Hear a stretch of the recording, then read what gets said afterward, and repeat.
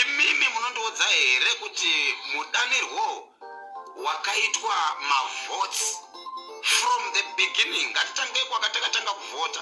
Toda kuti tionesane tivhurane maziso sevana veZimbabwe. Tese tiri panapa tiri vana venyika. Hurumende ndimi, haizi Mnangagwa hurumende. Hurumende haisi Chiwenga. Hurumende haisi Zanupf. Zanupf haisi hurumende. Hurumende munhu anogara muZimbabwe. Chizvarwa cheZimbabwe ndo hurumende. Iwe ipapo pauri gamba. Dambudziko ratakaita semaZimbabwenzi nderekuti takapinzwa kutya matiri semaZimbabwenzi. Takapinzwa kutya matiri neZANU. Takamorewa, tikawisiwa, tikarohwa, tikaputitswa, tikaurawa. Saka munhu wese ari kurarama muZimbabwe asina ushingi anenge achitya. Chandinoda kukutaurira maZimbabwe ndechekudai so. I respect the advocate Nelson Chamisa because of one thing. Murume waye akasimba. De anga asiri umwe murume angade asipo asinga campaign kurwira nyika kuti inake. Ndo number 1. Number 2, ande kunovhota. Kubva day 1 muchiona vanhu vachivharirwa polling stations. Sadak yakataura chinhu 1. Imimi makati imimi zvinhu zvese stationary yese munayo. But why makutaura kuti pamunoziva imimi kuti Nelson Chamisa ndo waine more people dzinoda kuti dzimuvhotere. That is Bulawayo. That is Gweru. That is Harare. Why musina kuisa ballot papers in time? Muchikwanisa kunoisa ballot papers kugopa. Why muchizonesa ballot boxes kwamunoziva kuti kumaruzeva ndokwamuda kuropa nekuuraya brand dzemachembere. Amunoziva kuti machembere haana chaachaziva. Machembere haana chaachaziva. Muchembere izvezvo ukamupa dhora kuti muchembere weidhora iri ndiye munovhotera triple C anomhanya ungonoita zvaaudzwa panguva iyoyo because machembere. Bulawayo triple C, Harare triple C, everyone anozviziva zvatirikutaura. But naurwa ndeyekuti why munhu akaseta date. Toda kutaura kubva kwekutanga kuti chienda guys, let's go. Chimwe chinhu chakagadzirwa mira ndimbomira ikoko. Da kuvhura brain nhasi. Muchikuvhura brain muchiona step by step. Chimwe chinhu chakaita kuti chirikuita kuti maZANU vashandise chitororo chekuda kutonga nesimba. Da kuti mubatise mashoko andiri kutaura, wise words. Vakaisa nzara munyika. Vaisa nzara munyika. Vakunyenga vanhu nekuvapa chikafu because munhu haarambi chikafu. Because haana chikafu chacho kumba kwake. Munhu haana chikafu kumba kwake. Uita sei upfa haana? Uita sei muriwo haana? Mvura haisi kunaya. Madzitateguru akatsamwira nyika. Saka vakuisa nzara munyika kuti vagoendesa mvura munyika, vagoendesa magetsi munyika, vagouraya mabasa munyika. Why vachiita izvi? Why vachiita izvi? Komasemu dzikisai yenyu volume yangu handidzisi ndito right. As kana musinganzwi pekai mabhegi kuchinda. Zvandiri kutoita panapa ndo zvito right. Chindiudzai chinhu 1. Vaisa nzara. Vaisa nzara. Vaisa nzara. Vaisa nzara. Vakufamba vachinyenga mayuthi nechikafu. Vakufamba vachinyenga machembere kumaruzevha nechikafu. Chavanoziva kuti chikafu chavari kuvapa neche one day vanonomama kutoilet. Then it's over. Chifunga kuti wapuwa nyama nhasi, wapuwa chikafu nhasi, mangwana wamama mutoilet, wamamira mvula yetoilet. Wozodii kana wadaro mangwana uchadye. Ngatifambei, ndoda kufamba nenhasani, soda kuita zvokuti tipopote, toda kuti tese tifambirane, timboonesana pamwe. Sometimes munofungidzwa kuti Tomu anopenga. Anditika Tomu anopenga. handipengi, but let's unite, we shall stand. Let's unite as Zimbabweans. Usandoze hope because pazoitika chaitika. Mina ndikutaurire nyaya dzichiri kufambwa, nyaya dzichiri kutaurwa. Mnangagwa haana chaakawina. Ndakuti ndikuudzei chokwadi, haana chaakawina.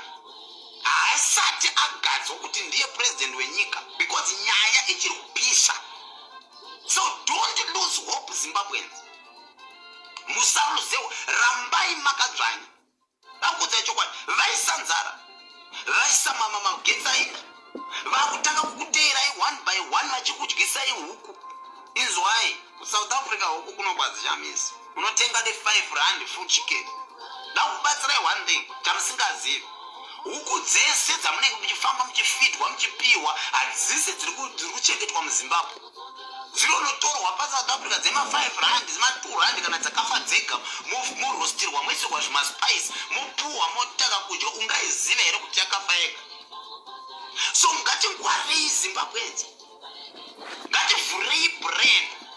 SADC yakataura vakaituka, vapedza kuituka vakati okay, iwo chiuya usaine kuti ma-elections aitwa muZimbabwe. The chairman weSADC akati ina handisi kuzobayira signature yangu because of one thing. Makaita ma-elections enyu anga asiri fair, ma-elections handisi kuzobayira signature until tagara meeting ikaitwa paSheraton. Mnangagwa is the one akati hatisi kuda kuti broadcast pa social media. Aiwatova kuti toborane pachena, follow everything Zimbabweans. Kana uchida kuti nyika inake usamirira kunzwana ningi. Follow everything. Now tadzoka. Vari kutaura vatuka that chairman wekuZambia. Vapedza kumutuka varuda kuti asaine. Okay. Ngatimire takada. Makamboona kupi from the beginning. Ma-elections achidaidzirwa semudaidzirwa wakaitwa nemboko yemunhu wemukadzi uyo. Nehureriya mudeedzerwa ma-election rudzii neriya rakatsveya magumbori. Riya rakatsveya magumbo roya richingomanya zvinhu zvavakadiscassa. Vapedza kudiscassa, then they bring things kuvanhu. Mudeedzero rudzi vaifana kudeedzera kuti through ma-constituencies. Tichinzwa kuti okay, ukwabuda zvakati, ukwabuda zvakati. Totoita kunzwa ne-social media kuti kubulawayo kwaitwa ma-elections akadai, kugwiri kwaita ma-elections akadai. Kwakaitika ma-elections akadai, kwakati kwaitika ma-elections akadai. But vaifanira kudeedzera constitution, by constitution. Tonzwa kuti kwakati kwabuda mavhotsi akati, kwakati kwabuda mavhotsi akati, ma-MP ndakati, ZEC ine ma-MP akati, ZANU ine ma-MP akati, vana Monzora vane ma-MPs akati. Then from there we combine the results. Tacombine ma-results overengwa. Then takuwana president wenyika. Kwete kuti munogara meeting, mapedza kugara meeting, muna muchiti tsveya nezihurere raidedzera ma-results. Tsveya ungogara Monzora 2, nange 4, nane 5, ningi 20. Wotobva ipapo wotenda ku ZEC 1.9, wotobva ipapo watoku ZANUPF 2 million. Zvakaitika kupi? Ngatibatsiranei, ngativhuranei brain. Makamboona here ma-elections achideedzerwa the way ma-elections akadeedzerwa nehureriya reZEC. That was not fair. Election adeedzerwe kopi. Ngatitase kumashure kwesoko isusu takura. Hatina kutanga kuvhoteswa nhasi, hatina kutanga kuona vote nhasi. Mavhotsi aiverekwa zvakanaka, mavhotsi aiverekwa one by one achiverekwa. Ma-MP akati ndio kwakati, MP wakati ndio kwakati, MP wakati ndio kwakati. Mukombaina ma-results.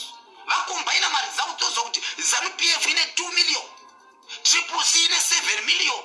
Ma-results oriliswa zvakanaka zvine mwero. Kwete kuti ma-results ari kubuda ngatisangane na 10 hamui. Motudza kuti ha10 haichaiti ngatichiva na 1 hamuchauyi. Ha1 haichaiti ngatisangane na 4 hamuchauyi. 4 haichaiti ngatisangane na 8 hamuchauyi.